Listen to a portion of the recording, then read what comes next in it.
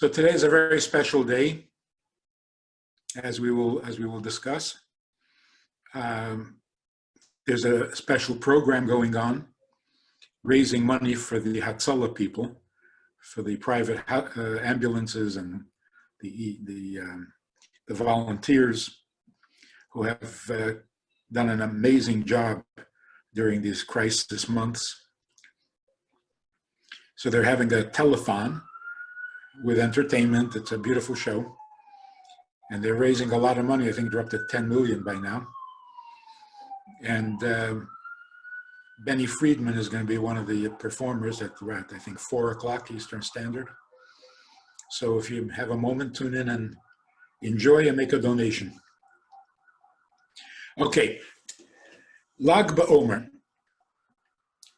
Lag BaOmer is the 33rd day of the counting of the 49 days or 50 days from the time we left Egypt to the time we stood at Mount Sinai and received the Torah.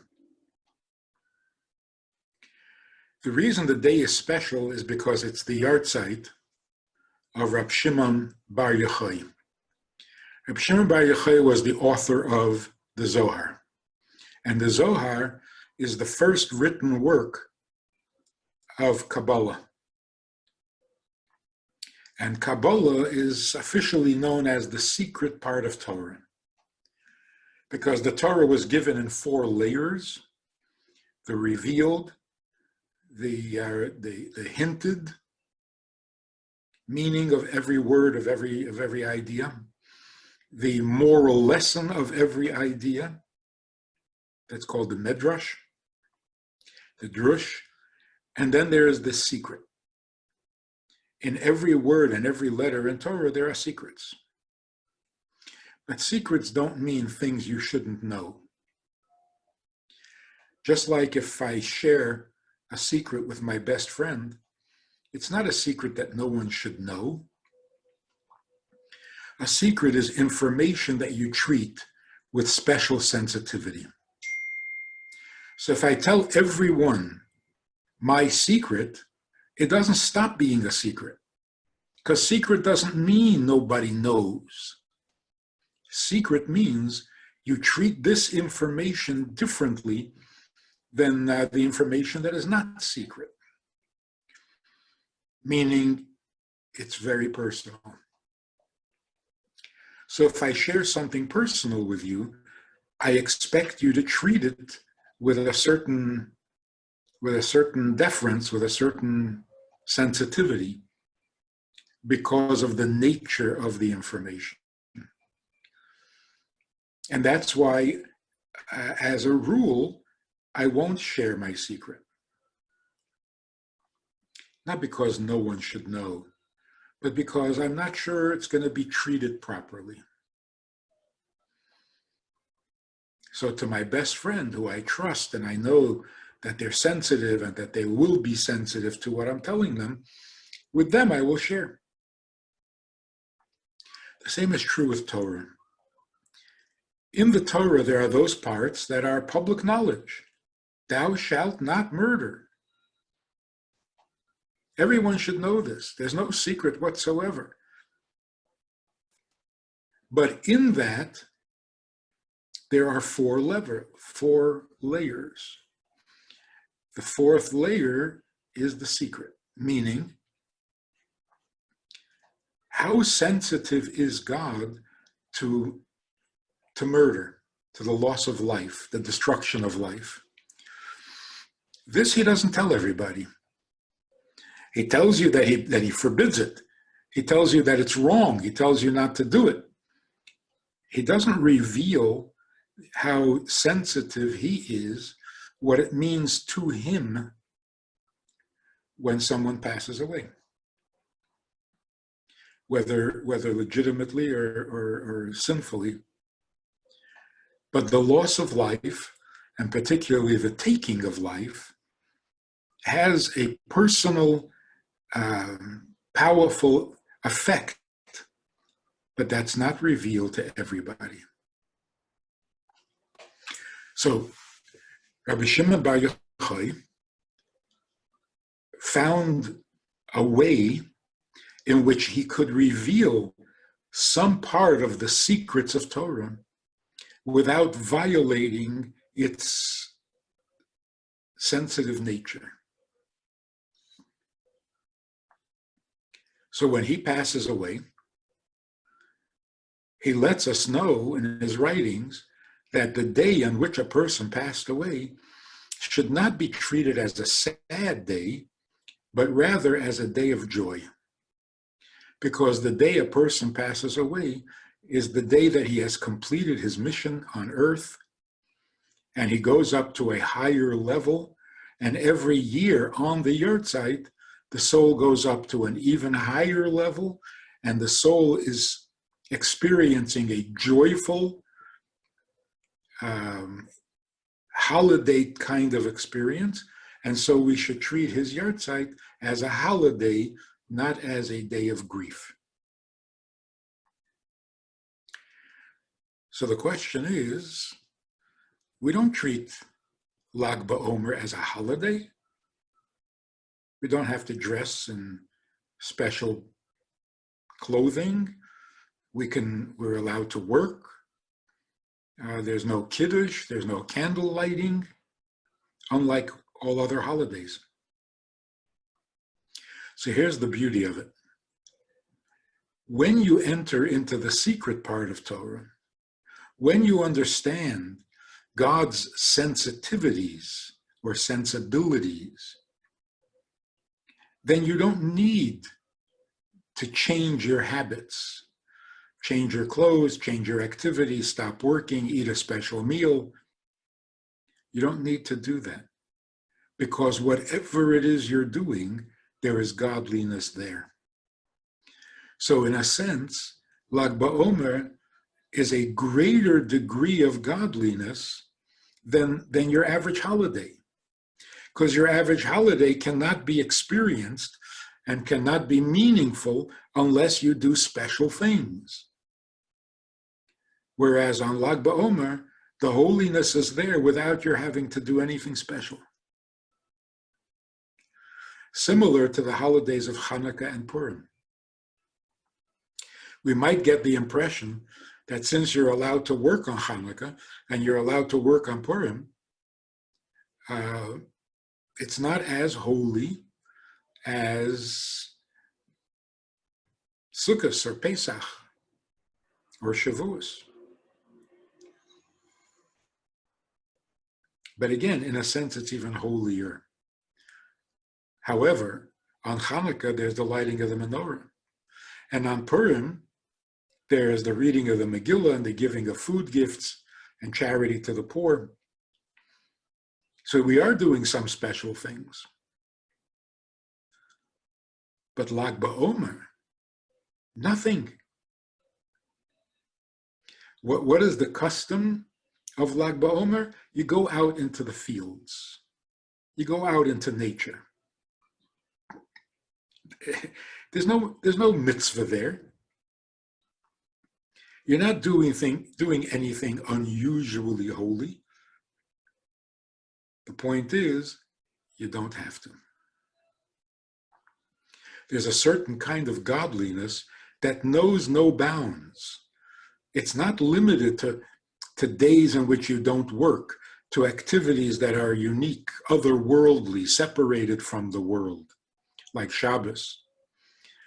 It's not necessary because godliness is everywhere. And on Lag BaOmer, you can feel it, you can experience it, it's available. So there's a godliness that can be seen and felt without any special activity.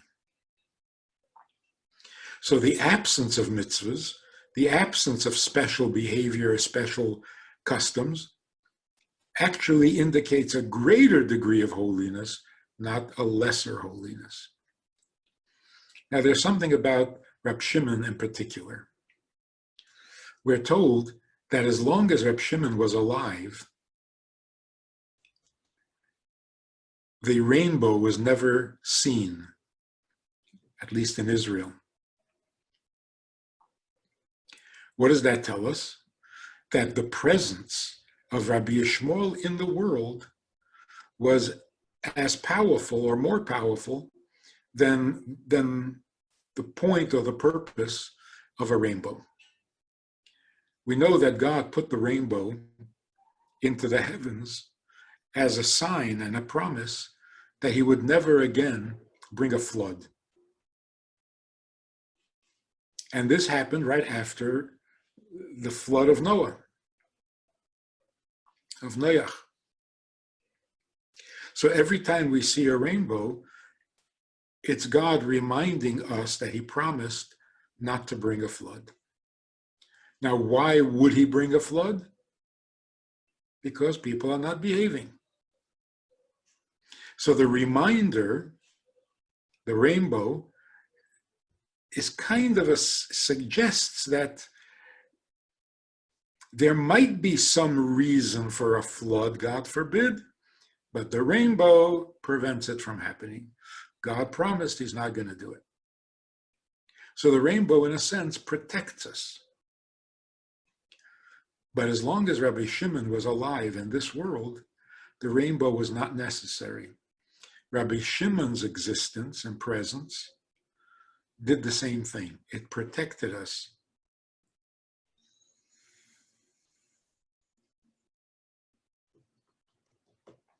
So here again, we have this interesting insight. The absence of the rainbow could be understood in the negative. There was no rainbow, which means God is forgetting his promise. It could be interpreted that way. We are so bad that even the rainbow is not going to help us. But that's really not correct thinking. When there's no rainbow, it means it isn't necessary. We're doing fine.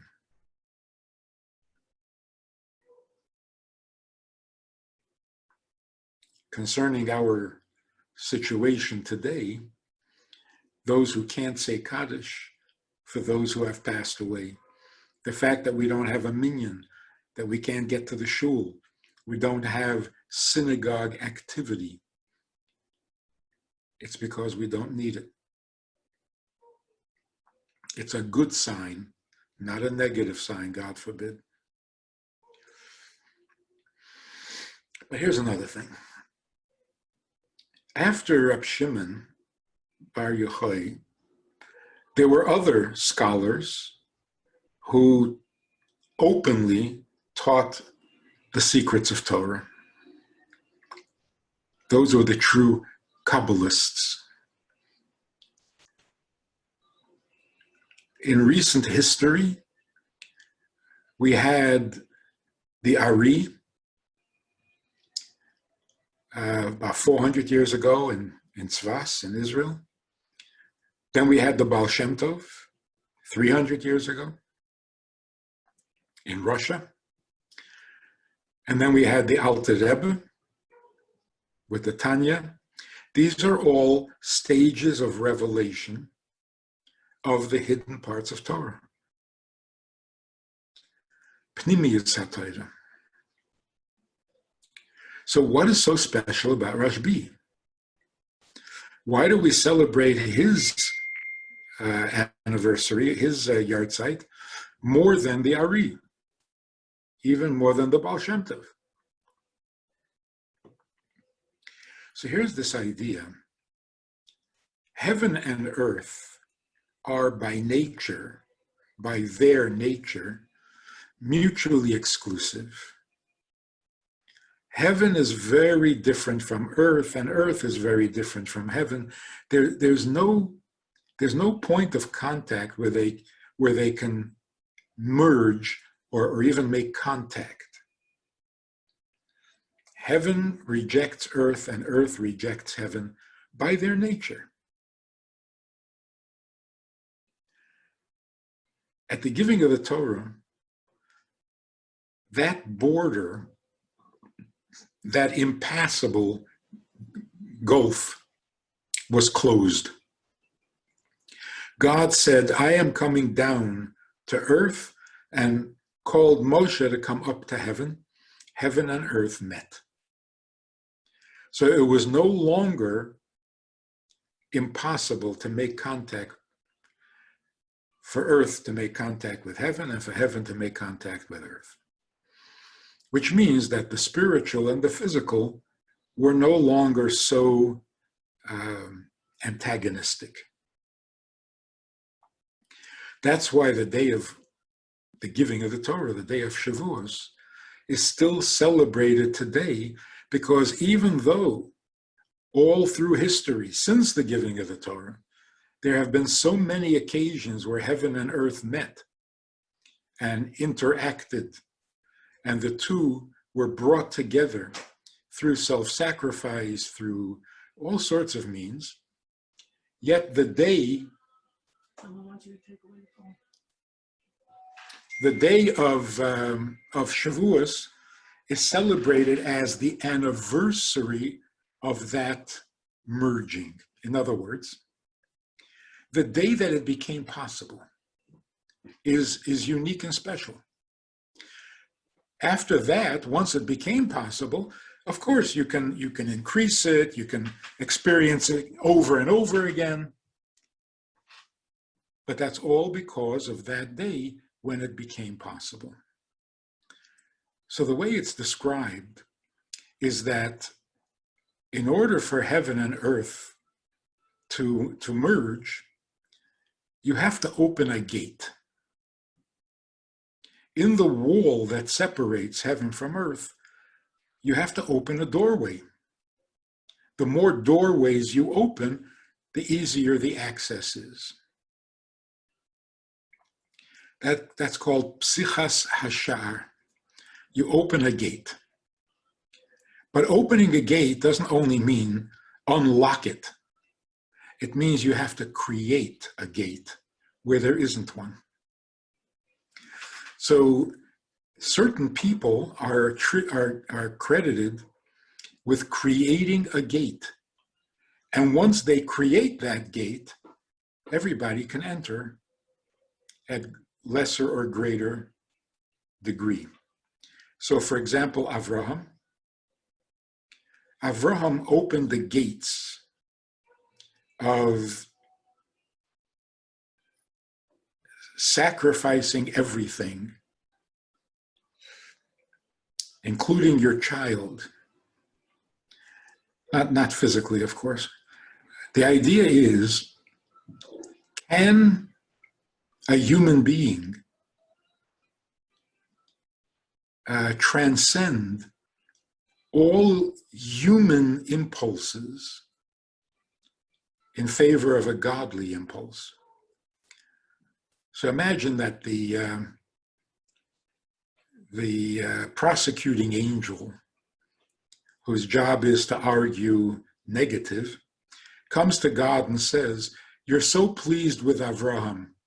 You're so proud of him because he gives up everything for you, but he would never give up his son." God says, "Let's see." And he asks Avraham to give up his son. And of course, Avraham is ready to do it. The point is that throughout history, the devotion that Jews have had to raising their children in the service of God is a pretty common and almost ordinary Jewish experience. Children would be sent away to yeshiva.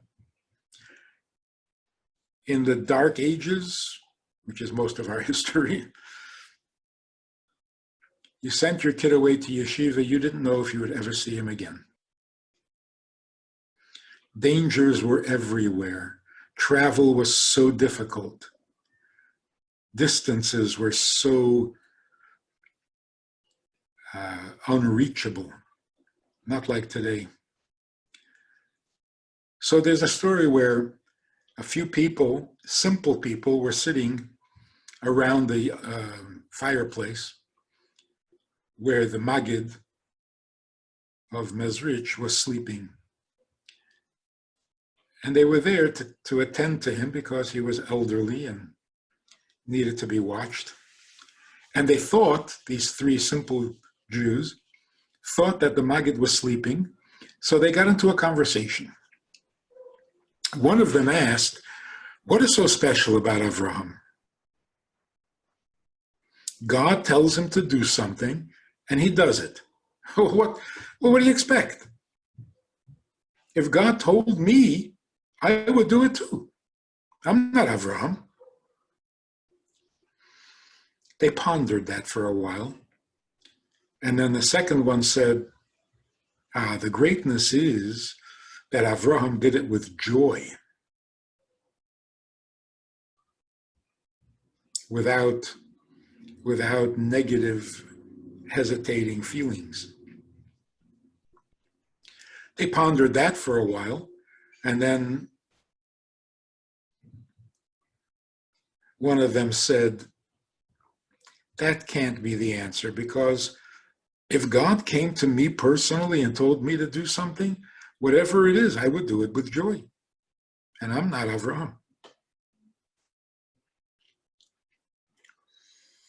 So they pondered that some more. And they came up with an answer. God had promised Avraham that he would have grandchildren. Many, many. And here, Yitzchak is not even married yet, and God is saying, sacrifice him. The average person would be a little puzzled. But what about the grandchildren? Not because of selfish, I want to be a grandfather. It was God's plan that there be grandchildren. So what happened to that? The greatness of Avraham was, he never hesitated. He wasn't disturbed by the contradiction. Whatever he's told to do, he did it sincerely, honestly, and joyfully. But still the question is, in history, many Jews did that. The answer is yes. Once Avraham broke that gate, created that gate, and made that possible, that a human being can be that selfless, now others can do it as well. That's called opening a gate. The Berditchev Rebbe, Rabbi Yitzchak of Berditchev, who always defended every behavior that he saw in Jews, that created a new gate, a new approach, a new channel where energy can flow from heaven to earth and from earth to heaven in that particular gate of seeing only the positive. So many people in history pioneered in certain godly traits, means that they created a gate. When the Baal Shem Tov said, you have to love every Jew unconditionally, even a Jew you never saw, a Jew who never did anything for you, a Jew in whom you don't see any appealing character traits. Torah already commanded that we love every Jew.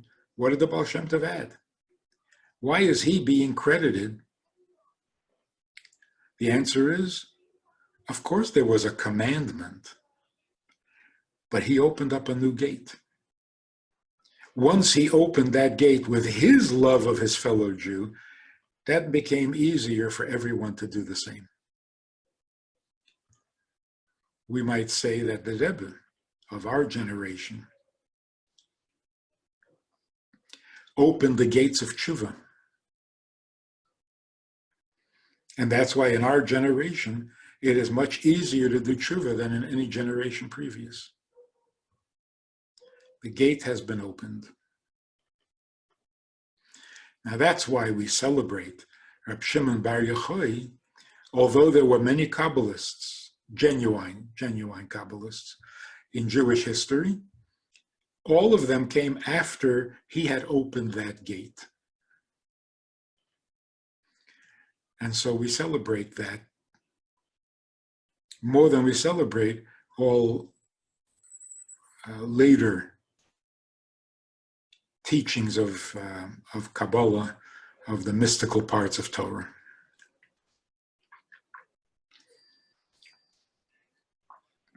Hasidus, beginning with the Alter Rebbe, opened up a new gate. Because Hasidus is not Kabbalah. And it's not a commentary on Kabbalah. Hasidus opened the gate to where a human being, on the simplest level, can reach God himself on the ultimate level. So it's not the gates of kindness or the gates of light or the gates of forgiveness or the great gates of compassion. All of these are qualities, divine attributes. Is it possible to reach God himself? There was no gate. There were those who were so holy that they were connected to God himself, but then they didn't really connect to earth. Those who connected to earth were capable of experiencing divine attributes, beautiful, godly characteristics, but they couldn't reach God himself. What Hasidus did, Hasidus opened the gate to where God himself can be present on earth, and a human being in his earthiness can experience God himself.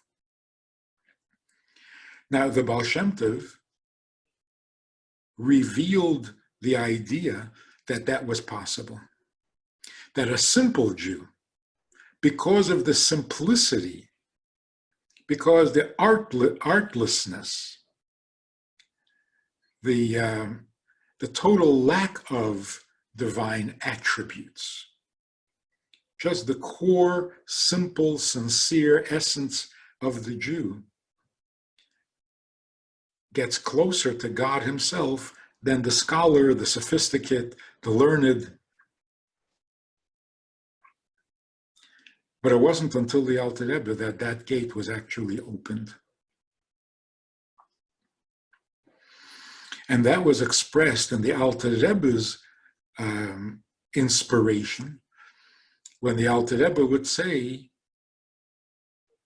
with great intensity and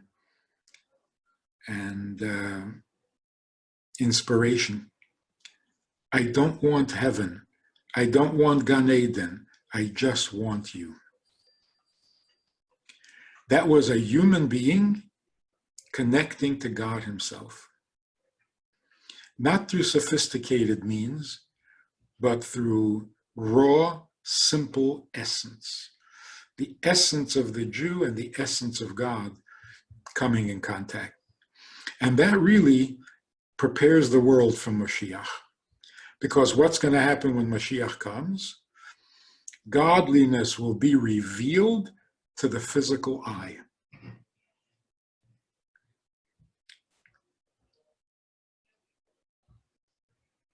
Essence to essence.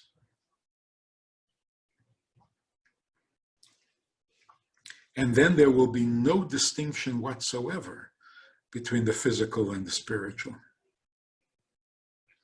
And that's why life will become divine. So we read in the Torah, I'll try to sum this up quickly.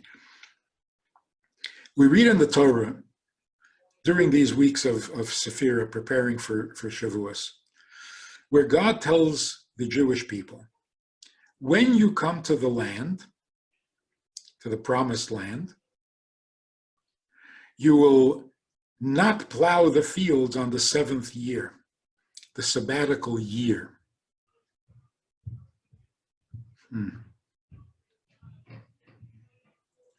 Then he says, 6 years you'll work it, but on the 7th you will quit.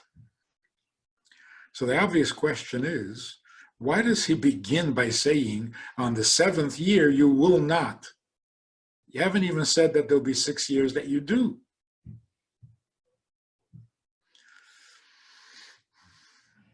It seems like the order is reversed. First tell us that there will be 6 years in which you work the fields, and then there'll be a year when you won't. But the Torah starts the other way. First, God says, on the 7th year, you will not work.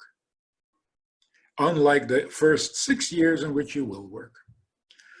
The Rebbe says that that is a lesson in life on every level. When you work for 6 years, agriculturally, you could get very caught up in it, as if the work that you do in those 6 years are essential to God's purpose, to the meaning of life, and so on. So God tells us, no. When you come to the land, when you settle down into the physical world, unlike the mystical life that they were living in the desert, with food coming from heaven and water from a stone, when you get earthy, when you come to the land, the first thing you have to know is that on the 7th year, you're not going to work the land. Which means in the ideal situation, you won't be plowing or reaping. So the 6 years that you do, remember that that's just preparation. That's not what the purpose is. That's not where life is. Life is in the 7th year when you don't plow. So now, during the 6 years that you do, you understand that it's only a preparation. It's the commentary on life. It's not life. And that's why when you enter an earthy state, the first thing we have to be aware of is that the earthiness is just a preparation. If you go to school in order to prepare for a career, you got to know that's just a preparation for life. That's not life. So everything that earthiness seems to demand, and that you got to take care of it, you got to be aware that taking care of it is simply getting it out of the way. Don't see that as being your life or the purpose for creation. The same is true when you come to your own land, not the Holy Land of Israel, but every person, when they take on an earthy existence, like for example, you get married and you buy a house. Now you've got your own land. You got to know that all the things necessary in the house, the furniture, the expenses, the function, it's all commentary. The main thing is the day of godliness, the 7th day that is devoted to God. If you're aware of that, if the 6 days of the week are seen as a preparation for Shabbos, then the 6 days of the week are not without its godliness. The separation between the physical and the spiritual doesn't have to be. So in the awareness that the 6 days of the week are simply a warm-up to make the 7th day even more enjoyable, and the 7th day is devoted to God, then even the 6 days of the week are imbued with godliness. It's a Shabbosdic week, and that enhances the Shabbos even more than it already is. That's what the counting of the Omer is all about. The counting of the Omer means we're going to bridge and bring together the earthiness that we suffered in Egypt where it was an earthiness that didn't permit any godliness at all. Or as Leonard Cohen says, there were no cracks, so the light couldn't get in. To remedy that, we count the days until Shavuos. The counting is like the bridge. This is the 33rd day away from Egypt. It's also the 33rd day closer to Mount Sinai. So the purpose of receiving the Torah on Shavuos every year anew is because the anniversary of an event is what makes it possible to experience that godliness for everybody else, for all other generations, and particularly for us being so close to the coming of Mashiach. So what are we celebrating Shavuos? I can reach heaven through the mitzvahs that I do. What made that possible? Where am I today, me, where am I getting that ability from? From the day of Shavuos.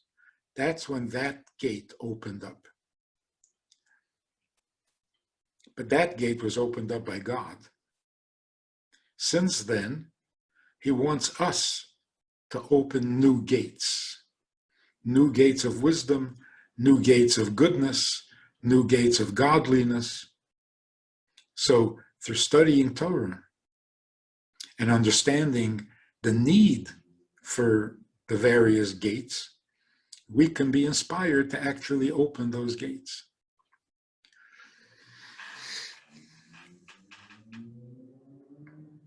The gate that we're trying to open, obviously, is the gate of Mashiach.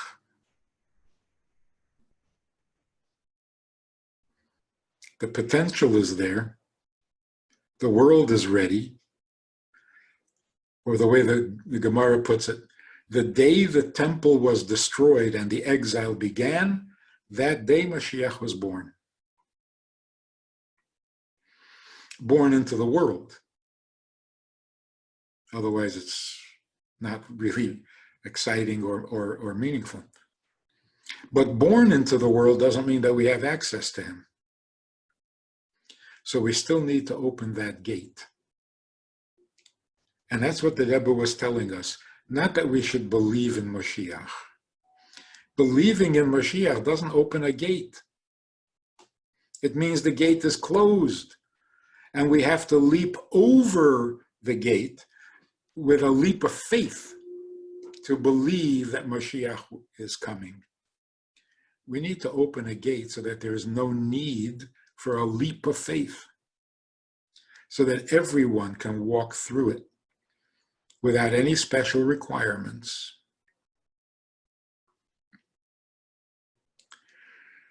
So Reb Shimon Bar Yochai made it possible to enter the gates of the secrets of Torah. That's a preparation for the coming of Mashiach. But it's not the gate of Mashiach. The gate of Mashiach, we have to open in our generation. And that's why the Rebbe told us we are the last generation of exile and the first generation of Mashiach. That means we're standing outside. We need to get in. Who's creating the gate? We have to do it because we are the gate, the generation standing outside, and we have to be the first generation that gets in. So it's up to us. It's up to us to think outside the box of ordinary life. Just one little example. We're very used to the idea that in order to put bread on the table, you have to have a job, a career, a skill. which takes you away from your home and from your family. Of course, you're doing it for the family, but in order to do it, you have to be away from the home, from the family. Why do we accept that as permanent and unavoidable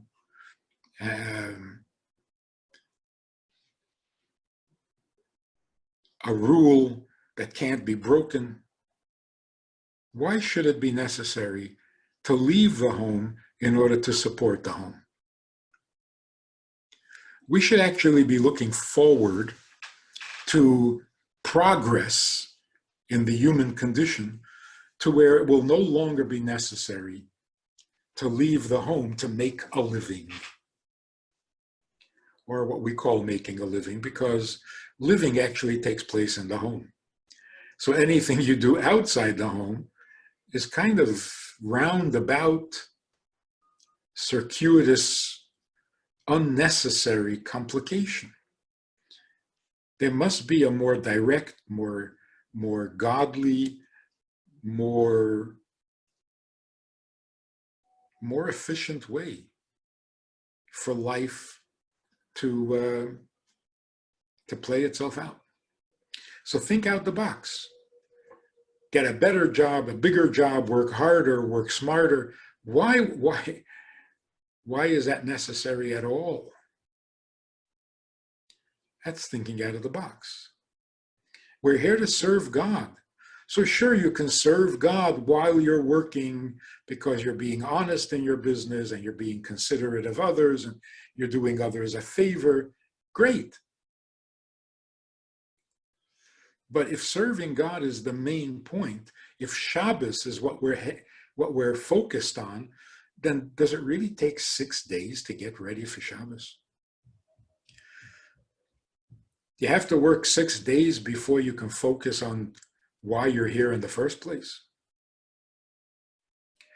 So let's break out of that limited thinking and really think out of the box. It's been the reality that to get to godliness, you got to go through a lot. They're called divine tests, overcoming obstacles, fighting the darkness. You think this is going to go on forever? On Lag BaOmer, when Rabbi Shimon Bar Yochai opened a gate we never thought would be opened, that gives us the encouragement. That tells us there are many gates that can still be open. Let's not settle for less.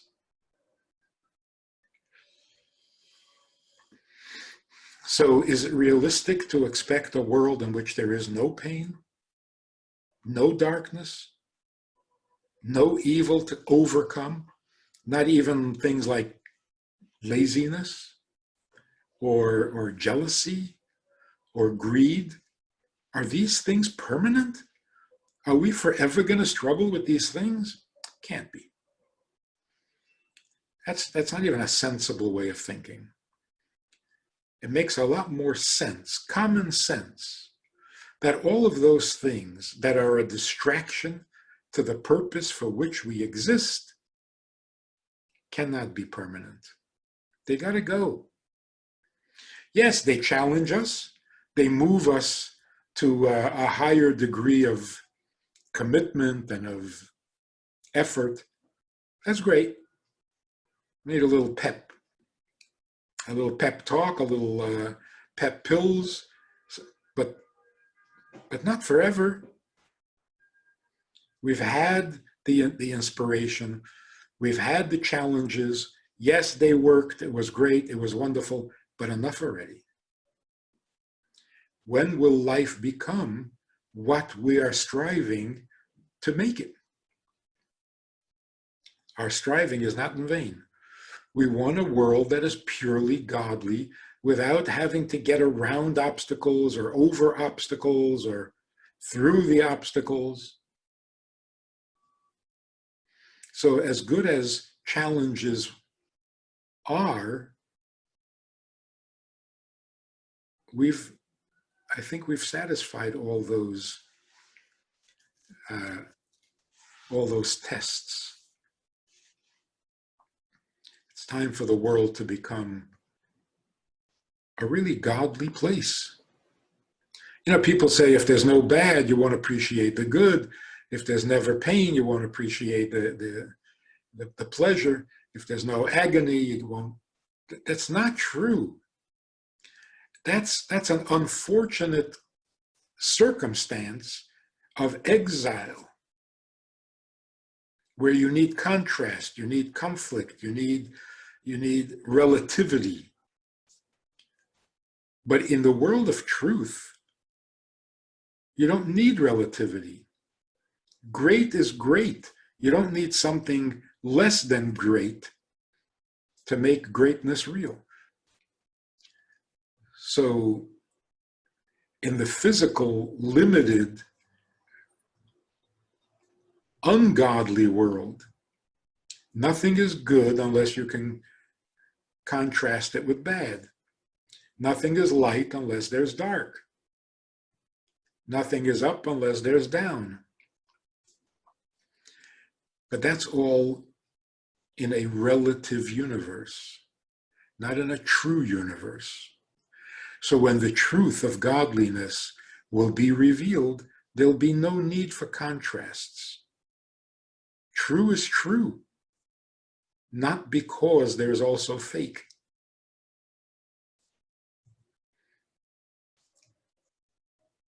In fact, when there is no falsehood at all, then the truth will be really, really true.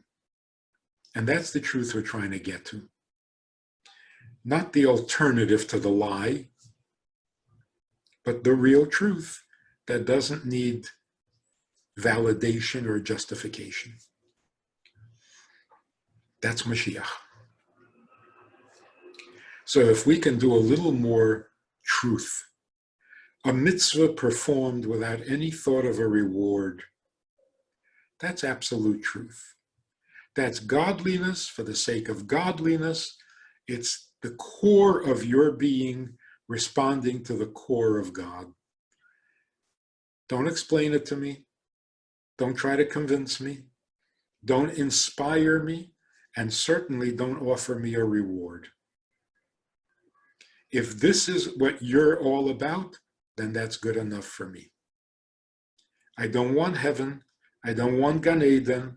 I don't want things about you like your greatness and your love and your, no. I just want you. You are real for me. And therefore, whatever gets me closer to you, I don't need a reward. I don't need a title. I don't need to be orthodox or ultra-orthodox or fanatically super-orthodox. I don't have to be good. I don't have to be right. I don't have to be high, spiritual, idealistic. I don't need any of that. Let's strip it down to essence. God created the world. He is the architect of this plan. Whatever he is about, that's fine with me.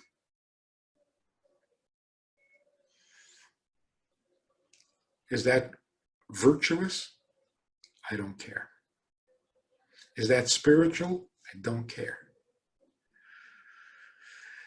Will it make me righteous? Will I become a saint? I don't care. That's all commentary. We've outgrown all of that.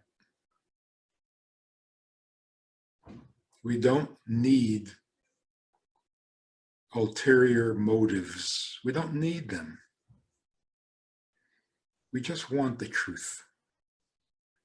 The truth of why we're here, the truth of what kind of relationship God wants with us, what works for him, That's all we need to know.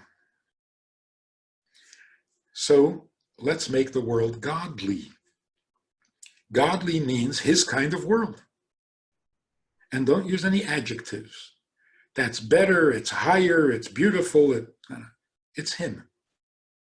It's him. You put on tefillin, it's all him. You light a Shabbos candle, that's him. You know that going to work and making a living and earning money and spending money, that's all to get to the seventh day when it's all him. And historically, we're about to enter the seventh day. So let yourself be inspired. Inspired to strip away all the foolishness, all the extraneous, unnecessary, temporary conditions and considerations and needs. It'll all go. Once we get to the truth, we don't need anything else. And we're getting there. And this weird condition, the weird experience that we're going through in these last couple of months, it's moving us ahead. The world is getting much cleaner, much better, and much healthier. So let's participate. Let's be part of the solution. If you have time to go up, to go online and watch the telethon for the heroes of this pandemic, it's quite inspiring.